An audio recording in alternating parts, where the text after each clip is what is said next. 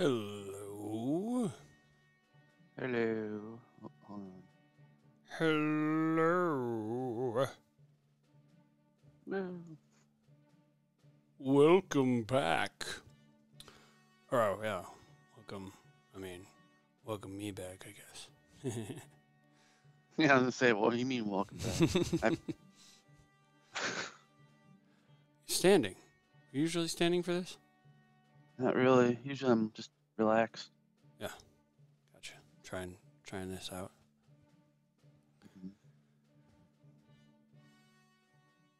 Yeah. I think I'm gonna get one of those things you got. The standing desks? No, Or no, you have the one. seat. Oh, the stool deal. Yeah.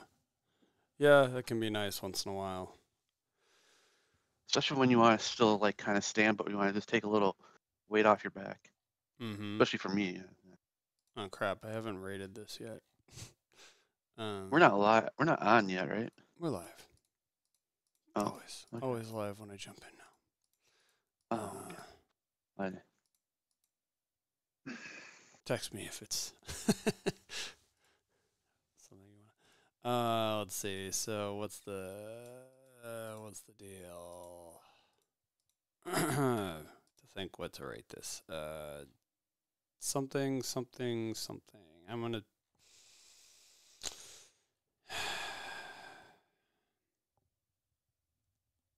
I don't know.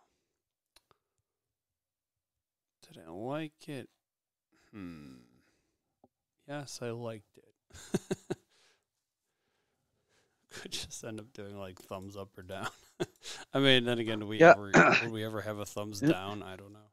It is my least favorite one. Was it Say really? that. Yeah. Okay.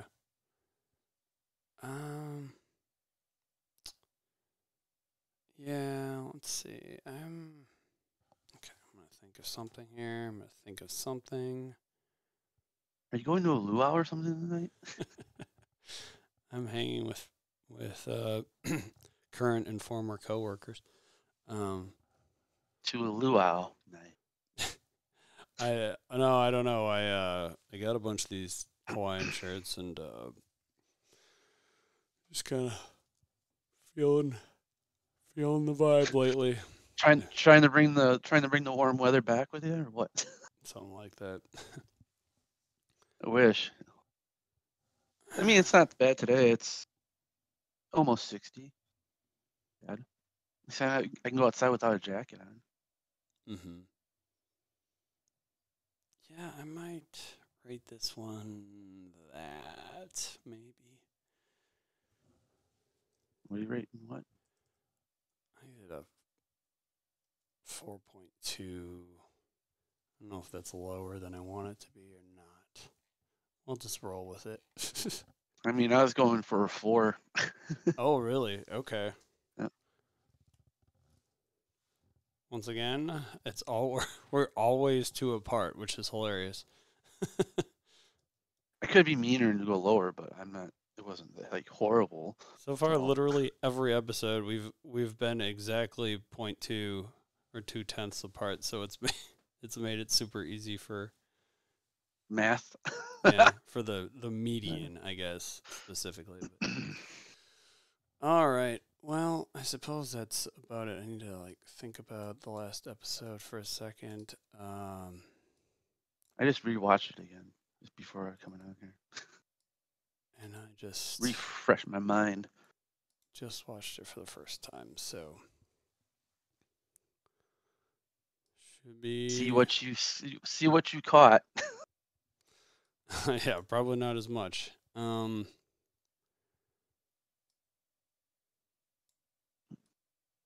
Yeah, I made these notes. I intentionally, I just bullet point out what I write on the podcast feed, and I purposely make them sound vague. It's so the spoilers aren't blatantly written out necessarily, but I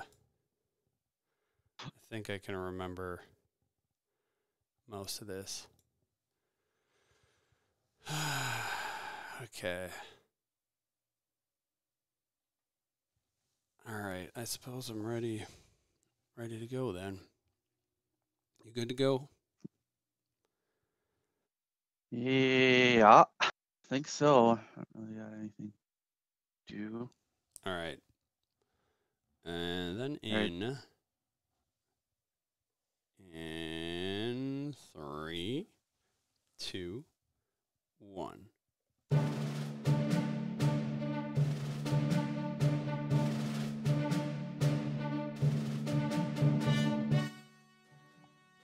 Greetings and welcome back to Disnerds Plus, where we talk about your favorite Disney nerdy shows on Disney Plus. This is episode 5 of Moon Knight. Asylum Moon Knight. is the title of this one, which pretty much immediately spoils the end of the previous episode. But Saturday, April 30th, 2022. I'm Shane. Mike. What is going on, Mike? We missed a Wednesday, but we're making it happen still. It's Saturday. It's Saturday, which might end up being the case next week. We got to talk about that. But I was in Vegas, so that was what was preventing me from doing a show. I'll be going to a Brewer game next weekend, or next Wednesday. So, yes. Nice. May the 4th be with you. Yes, very exciting. I always wanted to go there for that. And I get our Yoda shirt too, so that's a plus. Any bobbleheads this time? I heard Yoda shirt. That's about it. So that makes me happy. Nice. That's cool. It's functional. Sweet. Mm-hmm. Very nice. Well, I just watched the episode, and you rewatched the episode, sounds like. But before we do that, of course, we must talk about previously on Moon Knight. We need to just quick recap the previous episode, which we had Stephen and Layla. They were on their way to this was after the. It's hard to remember now, but after the stars turned, that was the deal. They went off to the tomb, and they I'm trying to remember everything that happened here, but there was a lot of tension between Mark and Steven, and by the time they got there, we had the whole thing with them sort of fighting. Steven kissed Layla, and Mark was mad about it and punched him and threw him down into the tomb and everything. There were some maze going on down there, all sorts of things. And Layla got, they had the dude with the cutting up the things on the table, gross guy. And then Layla, one of the priests. That's basically what he was. He was like a priest. Gotcha. Or a high priest or whatever. Yeah, he gets buried with them. It's fun. Oh, nice. So then Layla got kind of separated temporarily, had to make her way along a ledge, chased by that. So we thought she fell off into this hole, and then Harrow ended up telling her, revealing more things about Steven and her father. And then, meanwhile, Steven found the tomb of Alexander the Great and ended up digging out his Ushapti, or wait, Amit's Ushapti, of course, and Ushapti. Yes, I'm probably saying that wrong, but yeah. Then she confronted Mark about it. Well, she wanted to talk to Mark about it. They ended up having a little conversation about his past there and what all went down with her father, and then wound up, Harrow ended up coming in, and we had a couple shots to the chest by old Harrow, and took us to a fancy, I don't know. Well, yeah, I would say a fancy asylum of sorts. Felt like the Apple version of Asylums. Apple Asylum. Sounds like an SNL sketch or something. I mean, it really was. I was like, that's all I thought about. I was like, because I was recently in an Apple store, and yeah, it just reminded me. I was like, wow, it's so white. Or like the 2009 Star Trek bridge or Enterprise bridge where it's all white. Oh yes, Nice. Yeah. I didn't even Something about the notice. apple Interesting. peel. What's the Enterprise? The bridge was all white in the 2009 Star Trek. I don't even remember that now. Yeah. They kind of refer to as the apple bridge Apple Bridge. Nice. because it looks like kind of like the Apple Store. Yep, so that's where they were, and we had a bingo going on, and all these other people that we had previously seen in episodes earlier, and then we even had Layla in there, and then we got the whole thing with Harrow, and of course the TV showing of the movie with Stephen Grant in it. The Indiana Adventures with Jones. Stephen Grant or whatever. Yeah. And That was weird. I was really weird about that. and then eventually, we get Steven Mark running away, running into Steven as a separate. There's a lot actually that happened last episode. Running into Steven as a separate person, and then there was because he was in like a sarcophagus, and then we saw another one rattling around, and they keep running, and then we at the end get the hippo god that opens the door and leaves They all start screaming. leads directly into this episode. So let's dive right into that.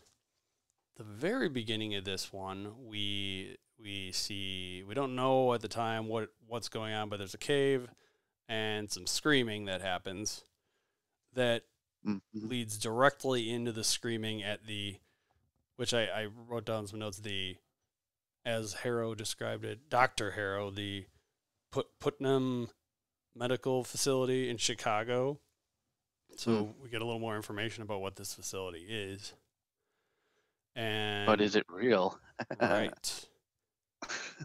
So then we get Harrow saying that he did not shoot him, and keeps trying to tell him what he thinks reality is, and ends up talking about now is all this that's in your head sense or nonsense, he talks about. So he starts actually convincing Mark that it says nonsense with a question mark at the end. So then we get, for one reason or another, he's taken right back to the hallway where... you skipped a part. Okay, go ahead. So did you realize though, he looks beat to hell as when he wakes up from the screaming from seeing the hippo, and as his nose is all broken or has a bandage on it. If you notice his talking, it's not the same as Mark or Steven. Dr. Harold thinks it's Mark, but if you notice how when he starts grabbing stuff to try to like go after Dr. Harold, that's not the same voice. So as the other two. What did the voice? How did it differ from the other two? Oh, he had like a more of like a Brooklyn kind, or not Brooklyn, maybe like, well, a Chicagoan, because this is probably the Chicago persona of Jake Lockley. But you could also say fairly easy to miss, probably intentionally easy to miss. If you're looking for it, you can see it. Sure. What's because you're like, why is his voice different in that part, and why is he beat to hell? And then you see different versions later on. But I mean, if you put those all together, there's three personas that we're going through at the beginning here.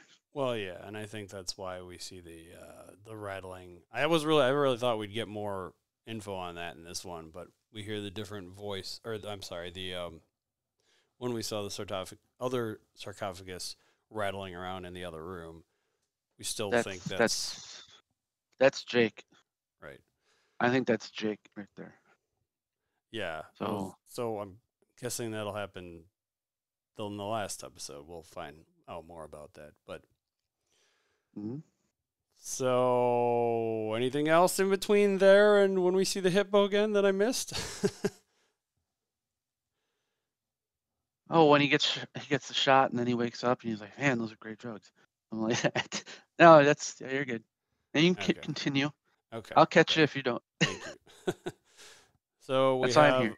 the hippo, how you pronounce it now? Taro Wet or whatever. What is it? Towerette. Yeah. Towerette. She starts talking to them and telling them how they're actually quite dead, despite them being very conscious, separate consciousnesses, consciousnesses, consciousnesses. That's the word. Consciousness is consciousness. Yeah. It seems like a hard word. Anyway, She explains that they're in the realm of the duat, the realm of the dua. and yes, how she's Towerwet. Towerette. Towerette. It's Towerette. easy. Towerette. There you go. Towerette. So like towel, but red at the end. Towerette. It's So like it's Tawret. So towel, like you're saying towel, but Towerette. yes. Towerette. Say it just fast. Towerette. Towerette. Towerette. Got it. Towerette. Thank you for that. Okay, she's she's the goddess of women and children. Oh, hey, we got sorry, AP Dubs, just saw you there. You're an Apple Bridge, Herschel, good old Jake, best persona ever, or else. Nice, thanks. Tauret is the goddess of women and children, and I think we talked about last time. They said something about like birthing specifically, maybe in there. I thought, but Something. She's like the goddess of maternity or something. right. Yeah. Which is interesting based on this particular episode. But and so she also talks about how it's the how the realm of the duat is an afterlife, or is that specifically the realm of the duat? I thought so. The sand, like going through the sand, is the realm of the duat. Oh, right, and I should probably say so. That's at one point. Let's see here. So she's talking. That's right. She's talking about all this. we don't really so far. We're still just seeing the hospital or the asylum, and yeah. So she talks about how it's an afterlife, and then she even makes mention of the ancestral plane here being one of the others. And remind me again, what is considered in other Marvel things the ancestral plane? That's Black Panther's. Okay. Wasn't there... basically their place. So I must mean that's why they think like because they worship Bast, which is a real Egyptian god or goddess. So maybe it's like her ancestral plane that she made for the Wakandans. I don't know. Interesting. Like maybe the Black Panther is like a avatar of some sort for Bast. Mm-hmm. Ah. Yeah, because Boom! Just blew the minds of people.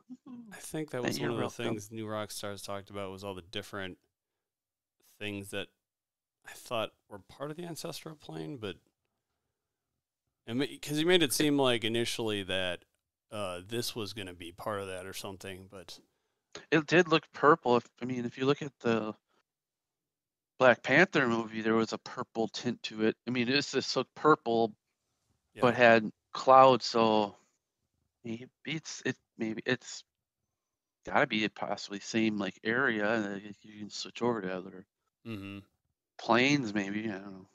This kind of reminds me like this is what the Marvel's going in all these different realm directions, like the multiverse of madness. It kind of actually reminds me of the latest World of Warcraft expansion because they went to like the afterlife for that with Shadowlands, and it's like so many different layers and levels going on everywhere. But yep. Mark at this point is like straight up we're crazy. We're talking to a talking hippo. We're experiencing this weird asylum and everything, and so he's really He's getting hyped up. Yeah, he's caving, thinking this is all like that. They're just nuts. And so much he gets so riled up that he opens up the double doors because he's expecting to see Bingo or whatever beyond him, and instead they are on a boat of sorts, almost like what looks kind of like a giant gondola or something, or a It's an Viking ship. Egyptian boat. It's an Egyptian boat. It's an Egyptian boat. I mean, it makes sense. I don't know what the name might be specifically, but they are just an Egyptian boat. just say Egyptian boat. That works. So it's like you got the Greek boats, right. Ireland boats. Right. So they're carry on. They're on sand though. Mm-hmm. Kind of what do you call it? Not float. Well, kind of basically flowing through the sand. It's like they're acting like they're on the Nile or something. Mm-hmm. So out there, we've got Tauret is kind of steering this thing. I guess. I don't know. I guess she's doing that the whole time. But took a temporarily walked away to talk to these guys. But so it's they're like back out. Autopilot. Yeah. Autopilot, or maybe one of the monkeys that are around there were doing it for her. Yeah. Or something like that. Maybe she can steer it with her conscious. There's that word again. Consciousness. So she's got one of those scales out there. Well, she has a scale out there, which is similar concept to Harrow's tattoo scale. Just same. It is the same concept. Yes. I mean, yeah, the scaling thing, but they're just showing how that was kind of connected from the first episode to this episode. Yep. And then he's still unbalanced because he's got two consciousnesses in him. Yeah, I did it. Good job. So she goes ahead and literally takes out their hearts. Kind of just of stone. Don't forget. I was gonna say they looked different. I didn't know what quartz, maybe kind of like quartzy. Yeah. Oh, which is probably what the end of Harrow's cane was. Dr. Harrow's cane. I'm guessing that was quartz. Dr. Harrow. Raging Dr. Harrow. She takes those out. I thought at first I didn't know if one was going on. Wait a minute, takes those out. You're like, she takes those out. Like, wait, whoa, Shane, this is supposed to be like a PG-13 only. She takes their hearts and places them on one side of the scale, and then it's like a feather on the other. Okay, what is do you know the reference to the feather at all? Like if that's another god or something? It's something to do with Osiris? I think that's, I don't know. But, I mean, it's basically you're supposed to balance out. I guess Khonshu is the bird, so could that be something with it? Or what is Osiris again? I don't remember that. I have no idea. I'm not up to date on my Egyptian lore. Gotcha. Well, there's a feather on the other side, and so the other thing she talked about was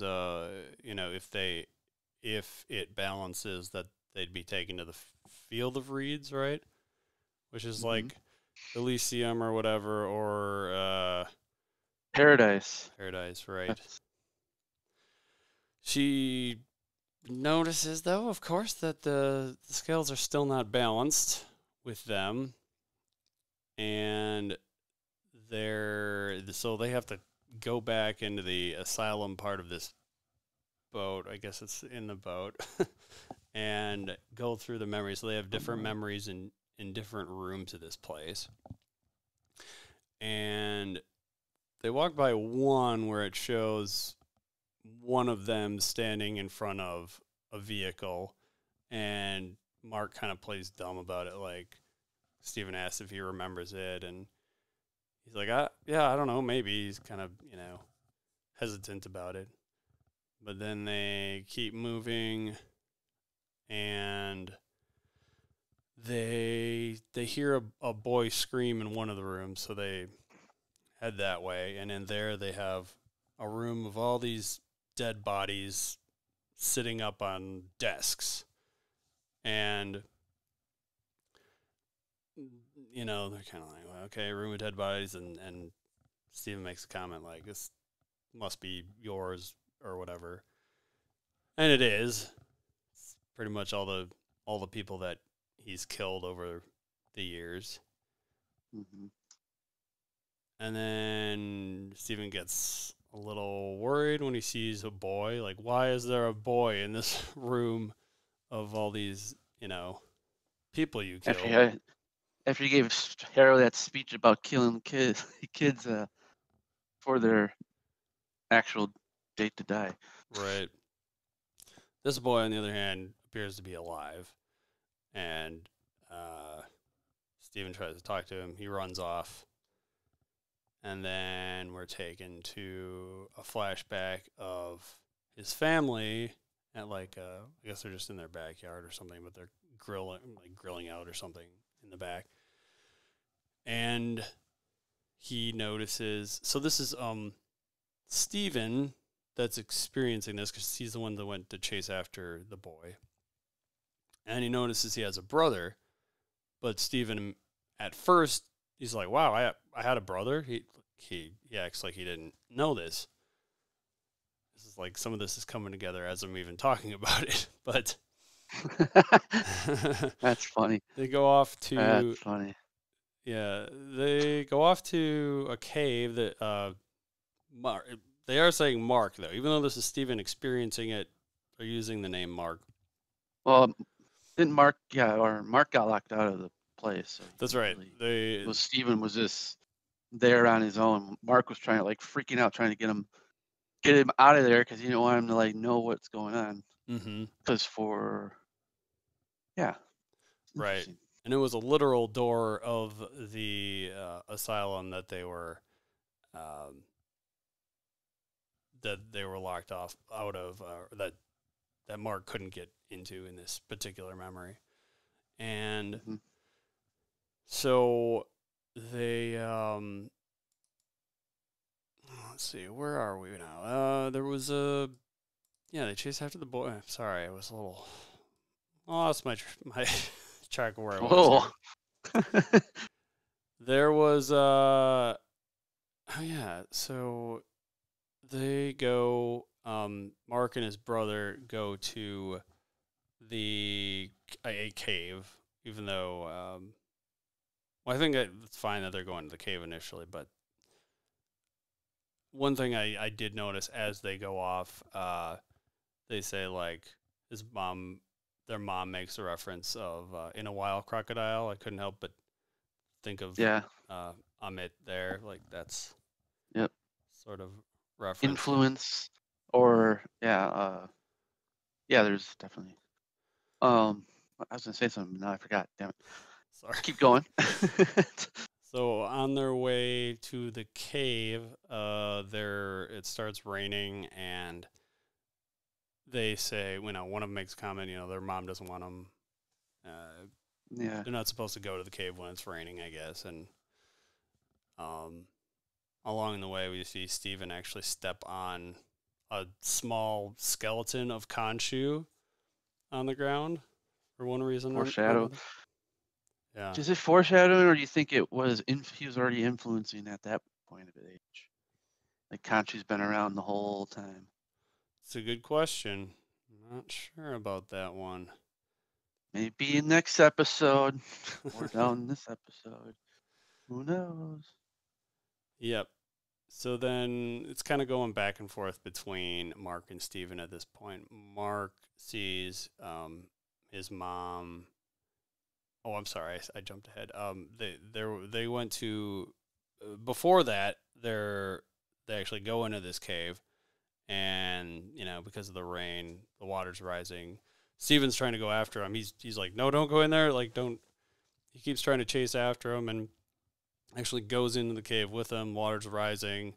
trying to like yell at him to not go down there continuously, and goes into the cave more and more, and then we see Mark. He's at one of the doors and he sees his mom just kind of staring back at him outside of the door, and shortly after that, it jumps to a funeral scene. As you know, I'm thinking like some of this is going through my head. Like this is all seems kind of obvious that this is gonna be the case at this point. And you know, their mom, whose I guess name is Wendy, says she just wants her Roro back. I guess that was the brother. Yeah, was his name Ronan or something? Maybe Rowan. No, I don't know. Roro.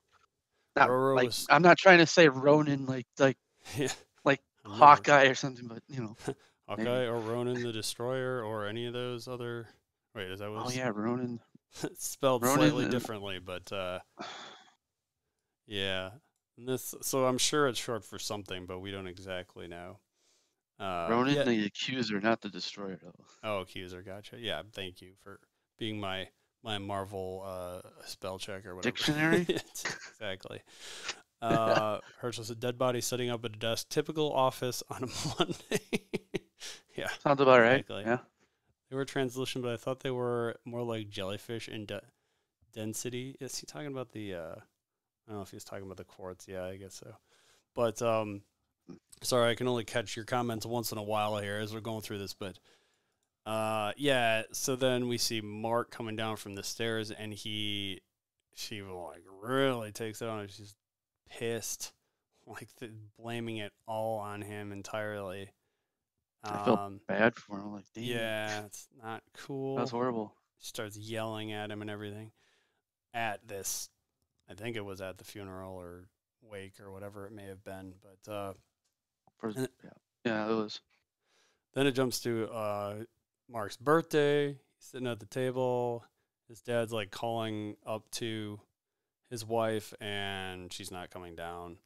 So his dad tries to just say, she's sick, not able to make it to his birthday, just around the She's drinking. table. Just up there drinking.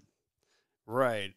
Yeah, which we do actually see right away, because then it jumps to another birthday, where she's there, but she's approaching the table with bottle in hand, bottle and glass, and sits down, and of course starts talking about, you were always jealous of him, and accusing him of things, of course unfairly, and he throws something down on the table and then runs upstairs. Yep. And I think it was like a hat or something. It gotcha. wasn't anything crazy, I think. I don't know. So I think Steven goes to chase after him up the stairs. He's about to open the door, and then we get Mark runs and sort of pulls him away, and there's actually a lot of fighting back and forth here, like sort of. Then he pulled him away, and then they go outside. Like they were just outside then. Oh, okay. Yeah, it's just like, I think it switches between the memories that each are experiencing, kind of back and forth. And so Mark, let's see, yeah, they're fighting, and then Mark is in the next scene an older version of him, like a teenage version, I guess. And because before this he was, I don't know, he was probably 10 or younger, I don't know, something like this. But yeah, he had been like 10 to 12 at the time. And then he probably was 18 when we saw him this next time. Right. So in this memory, it's Mark. It's just walking off from the family. He has a packed bag, and his dad's trying to convince him to stay, and that he didn't want to lose, 2 sons. And I think at this point I think his dad convinces him to stay. And Mark and Stephen keep fighting at this point. I think he's like tackles him at some point because he just really, I guess because Mark doesn't want him to know about a lot of these memories that he's kind of being forced into. Mm-hmm. And so then we get to taken into another desert scene. And Mark's, more is being revealed. He thought he was a mercenary, and then it shows Mark starts talking about his history, about how he went AWOL from the military, and then Turned mercenary. yeah, and then he had this. He said it was his old CO Bushman, which Mm-hmm. so Bushman was the guy's name, or that The CEO's his last name was Bushman. okay, Probably. There is reference to it, but I don't know much about him. yeah, He's just like a villain that technically he's like, I think he's like what Arthur Harrow is right now, but he didn't kill his, he didn't do any of the stuff that Bushman did. right. But what this Bushman did was Mark got hired from him to raid this tomb, and there's just bodies everywhere, including Layla's father, of course, is there, which was revealed in the last episode, and so everyone there is dead except we see Mark crawling inside of this tomb, Khonshu's tomb, right? And he crawls in there for one reason or another. I don't know why he went in there in the first place, but he did. I think to get cover, just it's probably just to get cover. That's makes sense. probably the smartest thing he did is go and try to just make sure he just gets in a spot where he, So he happens to wind up right in front of Khonshu's, large statue, and he's about to. This is like, again, very, very risque for Disney, but it's about to. He pulls a gun out and he's ready to, shoot himself under his chin, and then we off hear himself. Yes, and then we hear Khonshu. Of course, he says, "What a waste," and starts talking to him, and Mark is, of course, very surprised and confused who is talking to him and everything, and he says that he's basically, if Khonshu asks if he's going to devote himself to Khonshu and everything, and that he would basically let him live. And he even said, no, he didn't say it. Did he say something about being? Oh, he said, "Be my protector of during the night," or something something about the people at night. Yeah, I can't remember the saying, but I believe this is actually where he ends up even using the name Moon Knight, like specifically, like that is Khonshu's. It's like, "Be my Moon Knight." Right. Won't you be my Moon Knight? And so it shows the whole thing about him, how he says he does end up saying yes, obviously, and we see the first official transformation into, well, chronologically into Moon Knight, all the bandages raveling, over him and everything, into the suit, and of course it's being Mark. It is Moon Knight and not Mr. Knight at this point, but dang it, you Mr. Knight. And because of them witnessing this memory, they see that the scales are starting to balance a little bit for whatever reason. Like they're starting to, I guess, understand each other better or something like, along those lines. And then we're taken back to the boat. And, because there's like rumbling happening. They don't know what it is initially. They go back to the boat and they see Tauret makes a comment about how there's too many souls coming down presumably from Harrow. At least Stephen and Mark make that connection. There's too many prejudged souls, and you can see him like literally shooting down from the sky. And so Tower, I don't know why that's so hard to say for me. Towerette talks about how one thing they could do is go back to Osiris's gate to be able to get out to stop Harrow, essentially. And so they still need to balance the scales, though, to be able to even get through these gates. So Towerette spins the boat around and does a 180. And 180 to where though? Yeah, to the gates of Osiris, right? That's where they need to head to. And they're trying to figure out, all right, we gotta figure out how to balance these scales more. And Mark, there's one room he just really does not want to go back into. He's like, so much so that he just starts, screaming and slapping himself in the face, freaking out. Mm-hmm. Which then takes us right back into Harrow's office, where Harrow's still talking to him in there, and he's doing the same freak out in front of him. And so Mark is Harrow is talking about how proud he is of Mark, how much progress he's made and all this. And Mark's like, I know he's got a glass of water. He hands him a glass of water, and Mark's looking down in the glass, presumably because he can't see like Steven's reflection in there or anything still. Mm-hmm. And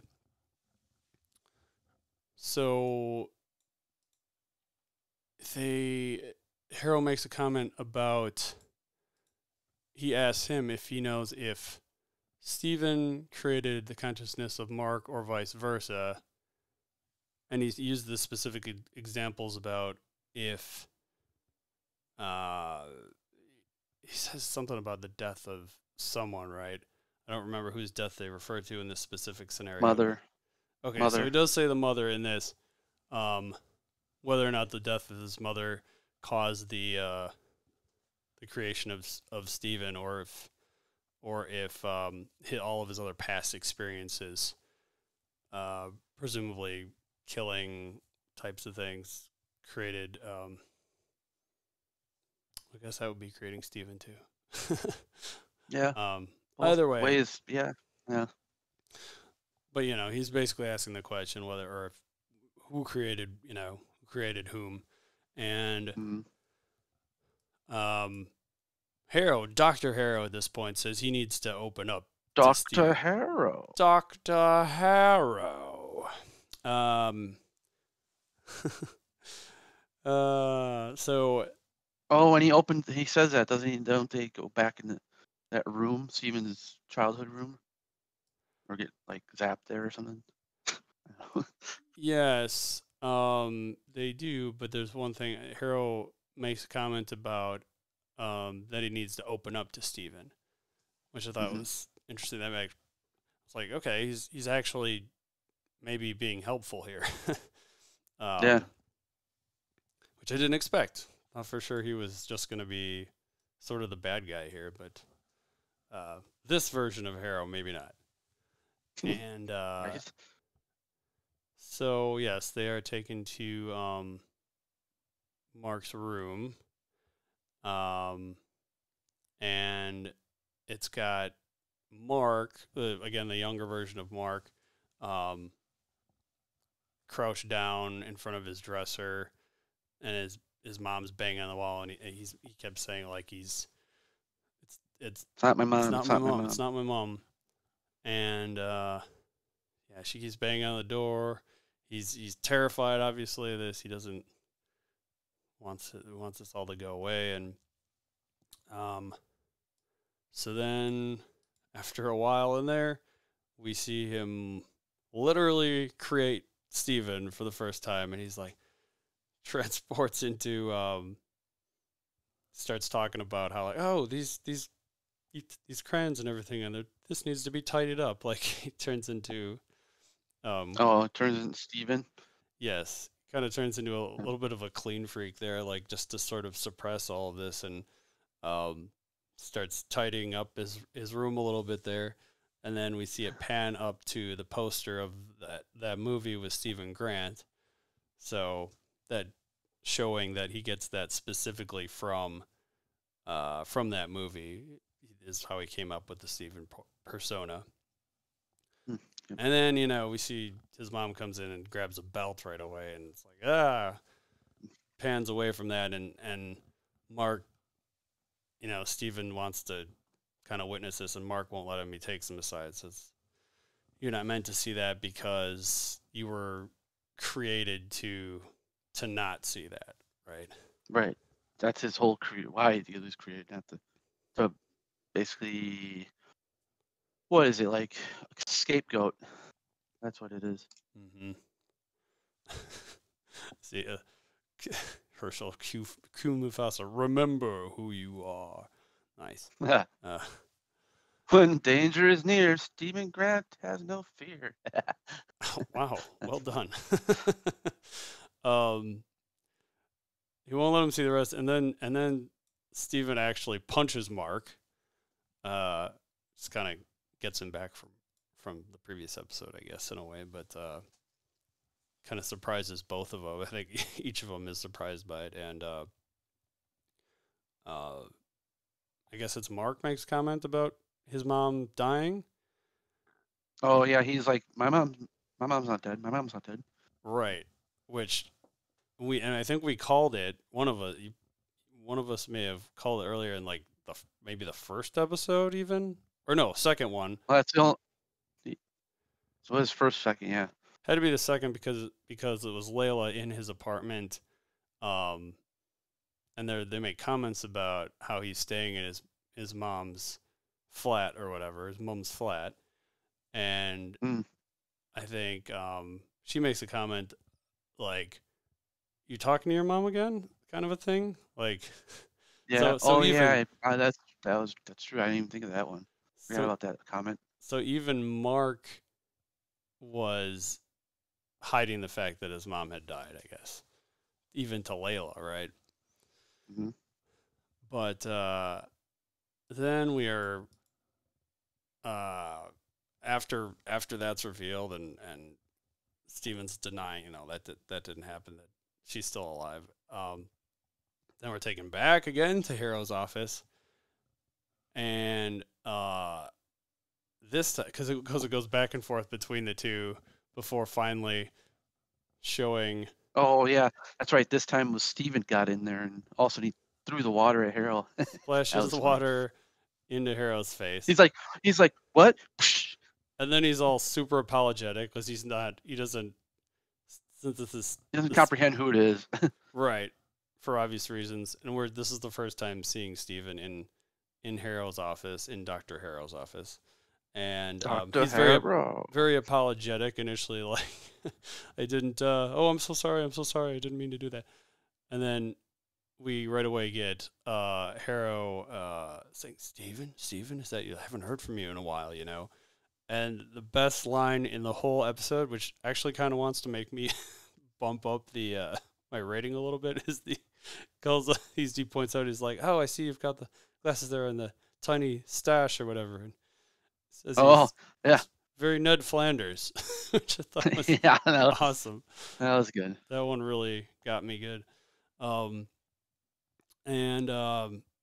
They go into his mother, and he's insisting his mother's alive and everything, and Harrow says like, oh, my mistake. Here, let me ring her. He's like, she doesn't answer. He's like, no, we've got her number on file and everything, and he's starting to call her, and so he does, or he pretends he does, whatever he does there, and eventually she's like, okay, yeah, I've got her on, and hands it to Steven, and Steven slowly, you can see it in his eyes, slowly coming to the realization that she's not alive, and she's not there. even before he actually takes the phone, he's like, my mom's dead. And then we hear the dial tone. The tone. Yep. Which then takes us to the oh well, better tidy up before mom sees. Yep. Sorry, I'm a little behind here, but so then we're taken to another funeral, and we see his father, has aged a bit at this point, and we see him walking to the window, and outside is the scene we had seen earlier in one of the doors where it's Mark in front of a vehicle, and his father sort of gestures for him to come in, and he's just not having it. He's got a flask by the vehicle out there, and obviously is avoiding the funeral at all costs. And he's wearing, I had to look this up, I thought it was called a yarmulke, but I guess it's a kippa, or I guess it's yarmulke. It's like spelled Yarmulke. I thought it was yarmulke. But if you look that up, I think that is the spelling. I think the second word here is actually the spelling of it. It's just basically pronounced yarmulke. But so yeah, he walks off, and he breaks down onto the ground or the street. I guess he's sort of in the street, and rips that off his head and throws it on the ground and starts pounding it into the ground. And so shortly after that, he's obviously going through so much stress and so much trauma that he again transforms into Steven, and just kind of like looks around like, where am I? Like, wondering where he went. And then he... my thought is, I was thinking, like, why is he... I wonder how he feels when he woke up, because, Mark was just drinking a lot. Mm-hmm. Steven would have woke up, like, he's got to still be drunk and be like, why am I drunk? Yeah, actually... I was thinking about them, like, because, you're in the same body. Your body literally is not going to just, alcohol's gone because new conscience is in there. You say that, but I think I have heard of, like, people that have actual, what is it? It's actually dissociative identity disorder, I think is the new name for split personality. I think I've heard... Or, in short, DID. Yeah, I think I've heard that the mind can trick the body or something like that. Some of it, I don't know, how true that can be exactly, but the movie Split has me convinced. Oh.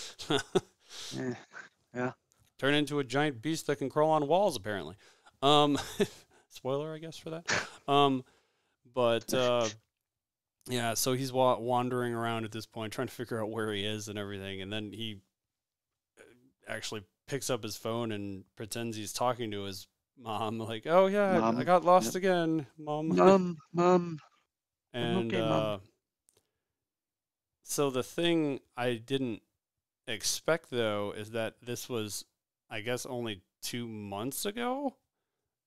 This is all recent.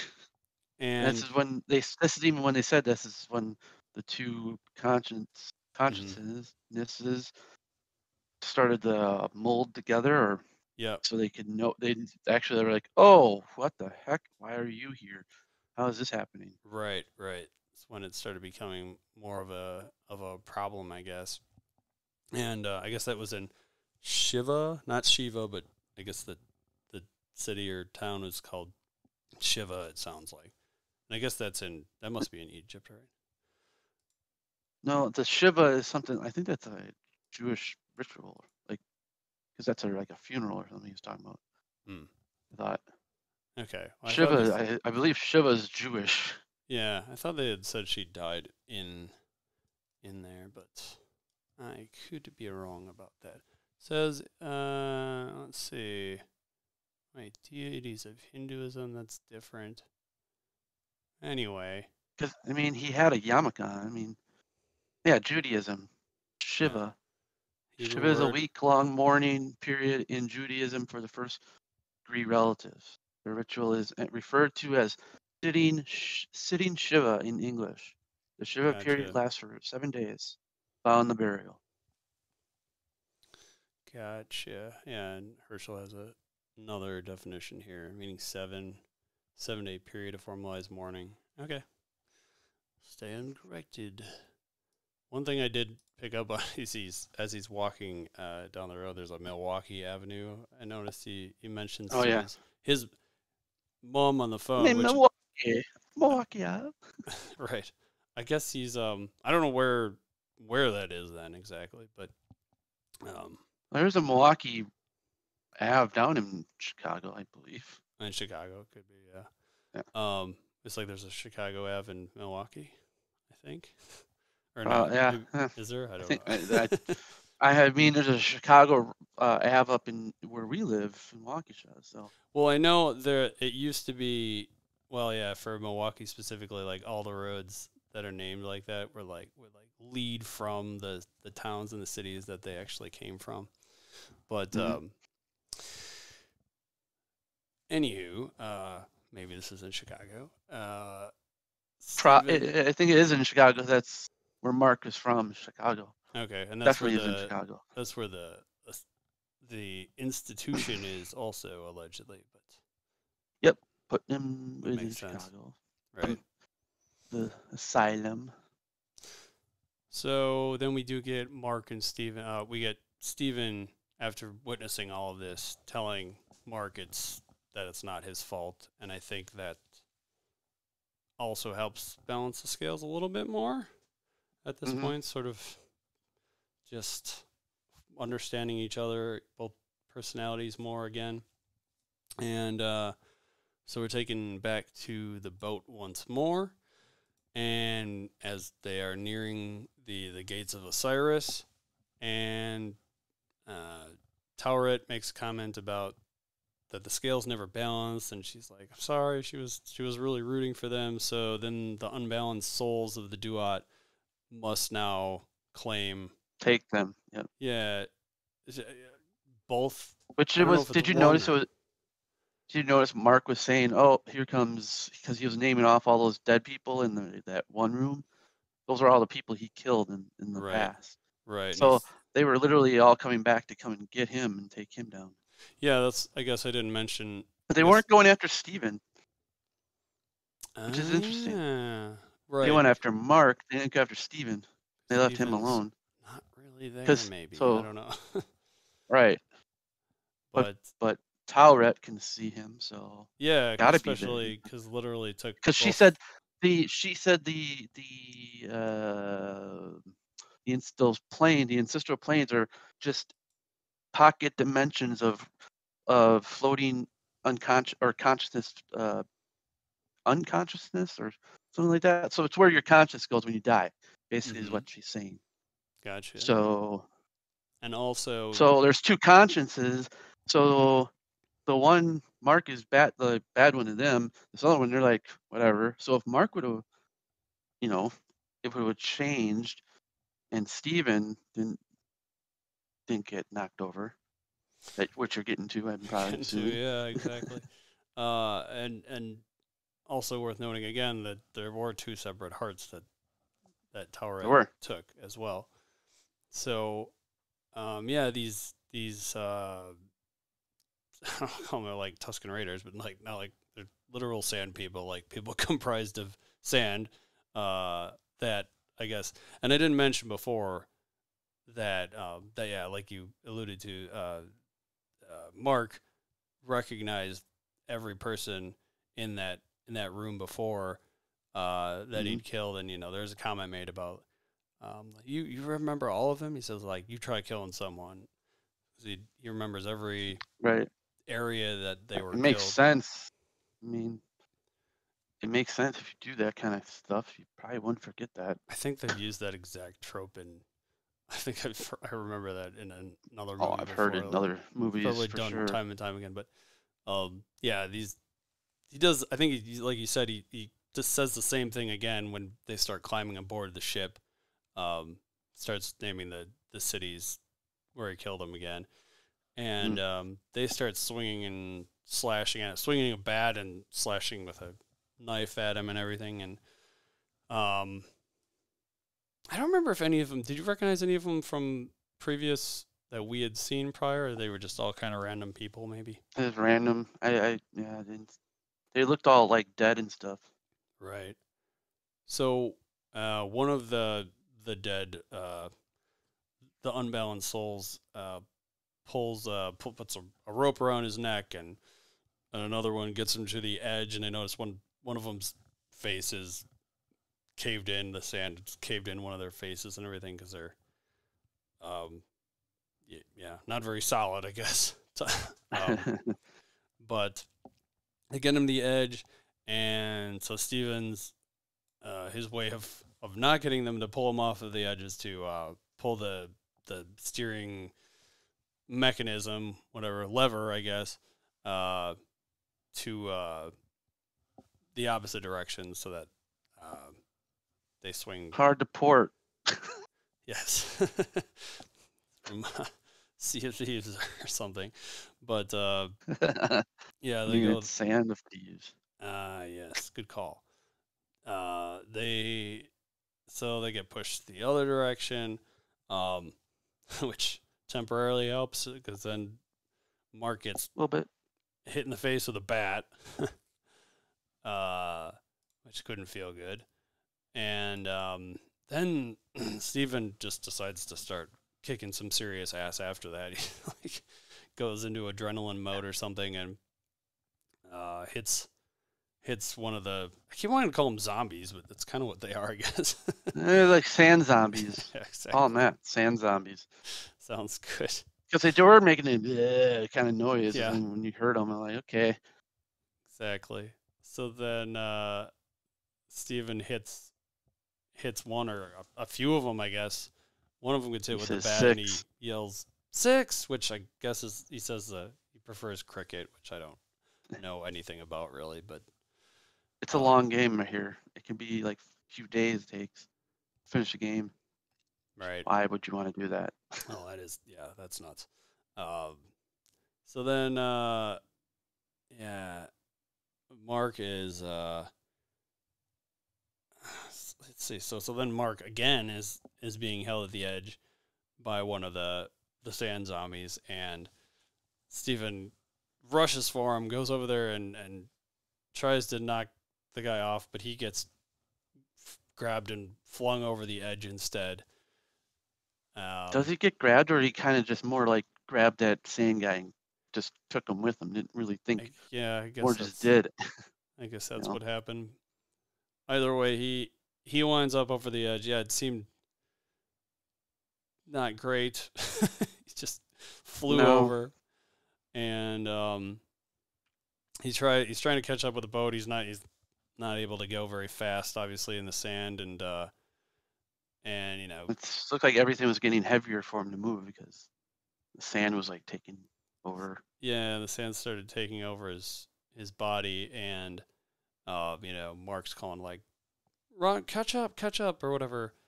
And I think Mark was also trying to get Towerette to stop the boat or whatever, but she's nowhere to be found at this point. And so Steven he starts turning into sand and can't catch up with the boat. Then Towerette she comes out of nowhere and says, "You're balanced," or the scales are balanced. Yeah, that's right. That was weird how she was just gone right up well, until she that like point. disappeared for that whole part, and then she just must have realized, oh, look at your scales are balanced and done. And then they moved into the field of reeds. Field of reeds just goes right into him pretty much after she points out that scales balanced, and poor Steven got kind of almost like turned to stone. He's in like a frozen stone state, but he's presumably one of the unbalanced sandmen or something. But then again, now that it's a little confusing because now that Mark is balanced, what happens to Steven exactly, but I don't know. we'll find out. Because he Next looks episode. right. He looks right now he looks like he's gonna turn into one of those same sand zombies. So or is now. I don't know. We'll find out. Yeah. But yeah, wait, was he used in Grey's Anatomy? I remember every patient I've ever lost and their spouses. Yeah, maybe. Oh God, maybe it was Grey's Anatomy or something. I used to watch that show a bit, actually. Me too. And he said they did it on AP Dub said they did it on the show Weeds too. So the answer was love the whole time. And then so in the field reads the show, showing Mark in there, and there's this Spanish music playing in the background also. And then it just pretty much cuts away. It's our end scene at that point. So and then it will lead us to the last episode, which we won't be doing next Wednesday because I'm going to a baseball game. May the 4th be with me. yes, may the 4th be with you, and also I'm jealous. So in my Yoda shirt. Yes. Nice. We might end up doing that again next Saturday. We'll see. But one last thing. No, well, we can't unless you're going to that same event on Saturday as me. Right? Okay, we'll figure it out. We'll figure out what we're doing. Just because these last couple Yeah. episodes have been not convenient for that. But before we go, of course, we must play the end game. 4.1 for this one. It's a little lower than the others. Yeah, this was not my favorite episode. I mean, to be honest, it was kind of all over the place. It was good, or it was okay, but yeah, it was too bounce. No, I'm good. I don't like. It felt too. Here's the thing: which one is real? Which one is the real one? Which scene is actually real? Dr. Harrow real, or Tarret real? Yeah, I'm not sure. Thank you for the follow, unorganized mess. I don't know what all this.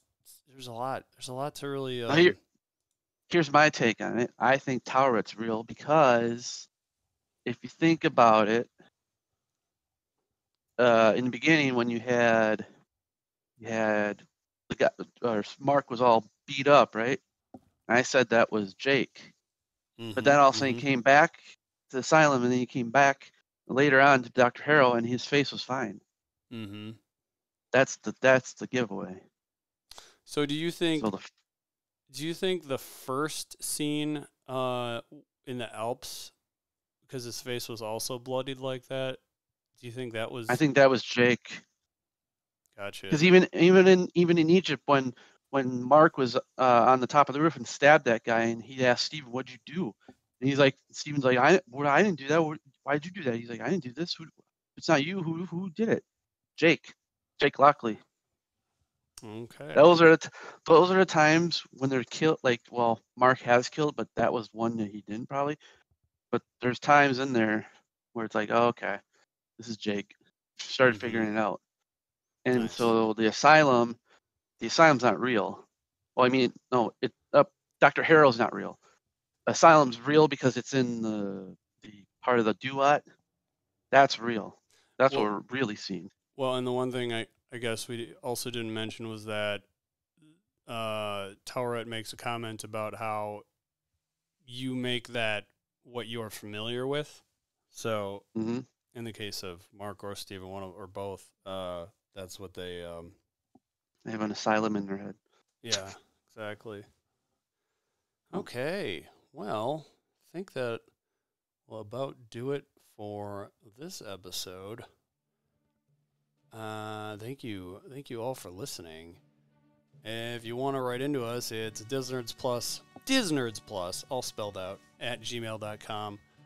And the website's disnerdsplus.com. Hopefully, eventually, we'll get back to recording Wednesdays at 8 p.m. Central with some of the upcoming shows. But that's at twitch.tv/ShaveMadOx. I am at ShaveMadOx. Mike is at Cool as a Cucumber. Replace all the C's with K's. It's that simple. Yep. And Simple as that. that'll be it. Thank you so much for everyone. Thanks to AP Dubs and Herschel and Unorganized Mess. Appreciate Thanks. every one of you. Unorganized mess. Everyone have a great rest of your day, and we'll see you next time. Bye. Bye.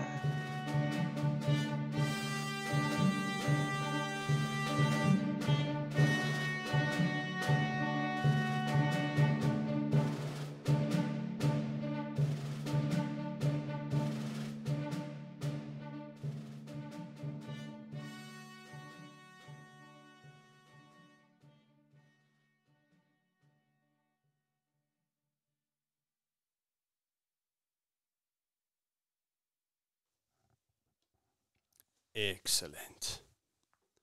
What? Most excellent. Just excellent. Thanks again, you guys. That was cute. Always Yeah, thanks. love the comments in there. Appreciate all the help on some of the references. You too, Mike. Of course, you more than anyone, probably. I'm glad you know more about this kind of stuff than I do. Well, we got 6 viewers. That's cool. Got Doctor Strange on Friday. Oh yes, Doctor Strange. have to Doctor watch- Uberman. I'll probably try to watch Moon Knight. Oh man, Wednesday's gonna be really hard to watch on Moon Knight. I don't want to go to bed on Wednesday. No, I haven't watched it yet. Mm-hmm. That'd be sad.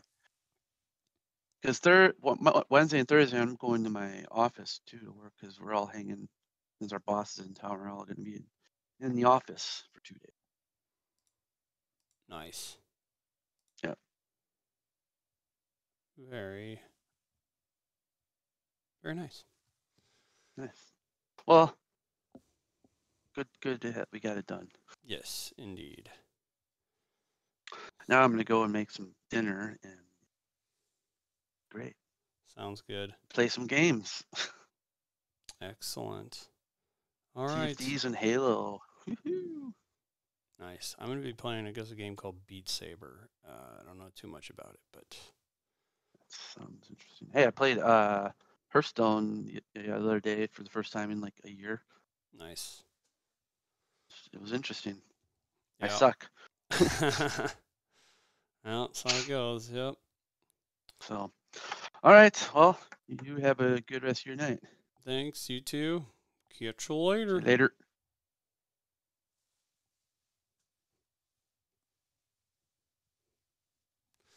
Thank you, everyone. Once again, I am going to try to send this over to someone.